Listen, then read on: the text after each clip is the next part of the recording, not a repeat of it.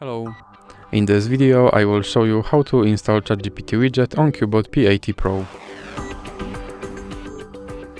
So you have to start with opening your Google Play Store, then click on search bar and type in Wally AI and click search.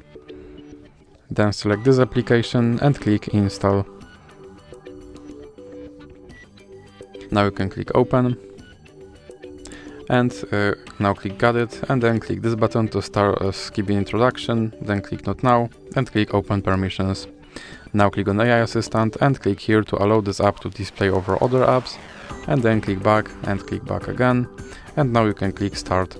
And as you can see, here is your Chat GPT widget, and you can open him and you can tell him to do something.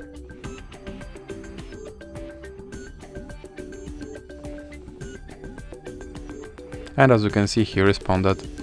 And if you want to remove him from your screen, just drag him into the X icon in the middle.